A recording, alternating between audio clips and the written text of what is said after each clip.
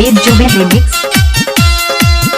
आप सुन रहे हैं डीजे जुबेर जुबेर रिमिक्स। गई गोर की तू चिन्हथिया बाली, सुन गई गोर की तू चिन्हथिया बाली, बनबो तोरा घर वाली, बनबो तोरा घर वाली।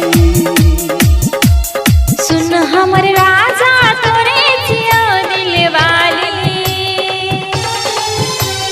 सुन हमर राजा तोरे जियो दिल वाली, बनबो हम तोहर घर वाली, बनबो हम तोहर घर वाली।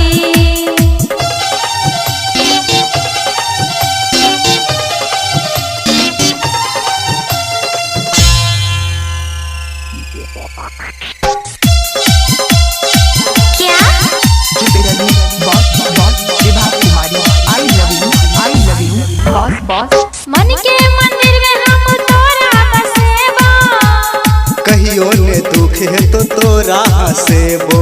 मन के मंदिर में हम तोरा बसेबो, कहियो ने दुख है तो तोरा हसेबो, कहियो ने दुख है तो तोरा हसेबो। दिल हमर बहिकाब छोटोर के लाली, बनबो तोरा घर वाली, बनबो तोरा घर वाली। सुन हमर राजा तोरे जियो दिल वाली, बनबो हम तोहर घर वाली, बनबो हम तोहर घर वाली। नहीं समझा तो ठीक से सुन। डीजे साउंड में बनवाना होगा आप हाँ जुबेर जुबेलरी यहाँ संपर्क करें ये नंबर पर 6209065484।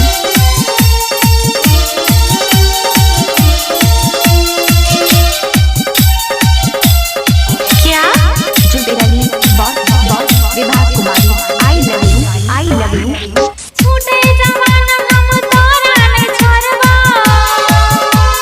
दिल में छुपा के हम तोरा प्यार करबो। छूटे जमाना हम तोरा नहीं छोड़बो, दिल में छुपा के हम तोरा प्यार करबो, दिल में छुपा के हम तोरा प्यार करबो।